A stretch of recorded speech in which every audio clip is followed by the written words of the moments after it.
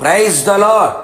రక్షణ ఆశ్రయ దుర్గమైన యేసుక్రీస్తు ప్రభుల వారి శుభనామములో మీకు రక్షణ, సంతోషము, ఆశీర్వాదము, ఆనందము, స్వస్థత కలుగునుగాక. ఈ దినపు యేసయ్య జీవపు మాట. సమూయేలు రాసిన 2వ గ్రంథం 22వ అధ్యాయం 3వ వాక్య భాగం. నేను ఆయనను ఆశ్రయించుదును.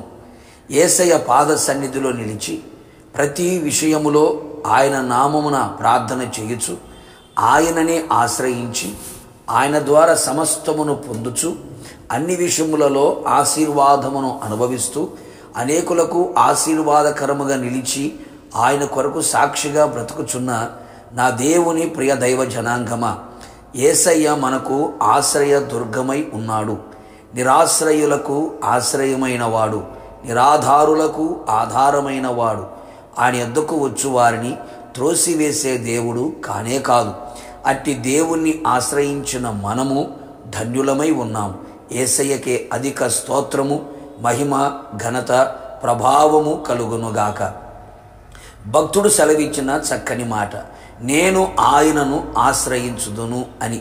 నిజమే ప్రియులారా, మనుషులను, రాజులను నమ్ముకొనుట కంటే యేసయ్యను ఆశ్రయించుట మేలు. ఏ మనుషుడు నమ్మదగిన వాడు కానే కాదు. నా యేసయ్య ఎంతో నమ్మదగిన దేవుడు, ఆశ్రయమైన వాడు. నా ప్రియ దేవుని బిడ్డ, నీ శ్రమలలో, బాధలలో, రోగములలో, ఇరుకు ఇబ్బందులలో, ఇక్కట్లలో, నిరాశలో, కన్నీళ్లలో, పలు విధములైన శోధనలలో, ఆపదలలో, మరణకరమైన పరిస్థితులలో, శత్రువు యొక్క బెదిరింపులలో, ఎలాంటి ప్రతికూలమైన పరిస్థితులలో ఎవరిని ఆశ్రయించినా ప్రయోజనము లేదు.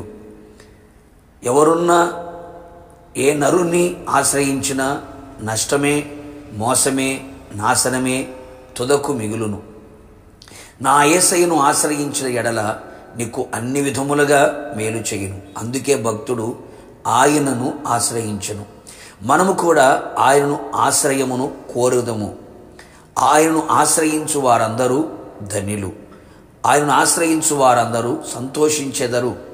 ఆయన వారి దుఃఖమును, విచారమును, వేదనను, బాధను తొలగించును, ఆనందమును దయచేయును, వారి సంతోషమును కాపాడును.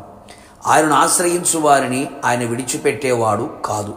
అందరూ విడిచినా, మరచినా, దూరమైన, కనుమరుగైన ఆయన వారిని చెయ్యి విడవడు, ఒంటరిగా విడవడు, అనాథలనుగా విడవడు, వారితో కూడా ఉండును.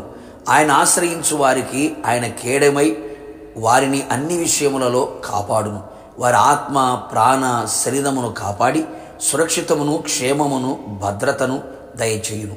తను ఆశ్రయించు వారి ఎడల ఆయన దయాళుడై వారిని రక్షించును, విడిపించును, సంరక్షించును, పోషించును, రక్షించును. ఆయన మనం ఆశ్రయించినంత కాలం ఆయన మన చుట్టూ నెమ్మదిని కలుగు చేయును. ఏ శత్రు కార్యములు, బెదిరింపులు, కుట్రలు, యుద్ధము లేకుండా ఆయన మన పక్షముగా యుద్ధము చేసి మనకు జయమునిచ్చి నెమ్మదిని కలుగు చేయును. ఆయన ఆశ్రయించు వారిని ఆయన అన్ని విషయములలో వర్ధిల్ల చేయును. నీ ఆత్మ వర్ధిల్లుచున్న ప్రకారం అన్ని విషయంలో వర్ధిల్లుచు సౌఖ్యముగా ఉండెదరు. కావున నా దేవుని ప్రియులైన ఇప్పుడైనను ఆయన ఆశ్రయించదము.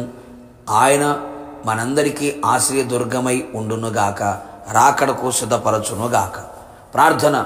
ఆశ్రయ దుర్గమైన యేసయ్య, నీ పరిశుద్ధ పాదములకు స్తోత్రములు. నీ ప్రియులందరూ మిమ్మల్ని ఆశ్రయించుచు ఉండగా, మిమ్మల్ని ఆశ్రయించు వారందరి ఎడల మీరు చేయదలిచిన కార్యములన్నీ కూడా వారి జీవితంలో మీరు చేయమని కోరుతూ ఉన్నాం.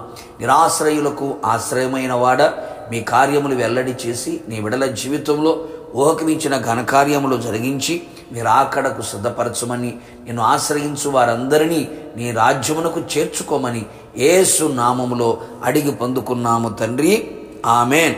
నిశ్చయముగా మీరును మీ కుటుంబ సభ్యులందరూ యేసయ్యను మాత్రమే ఆశ్రయించుదురు గాక, పరమునకు సిద్ధపరచబడుదురు గాక. God bless you.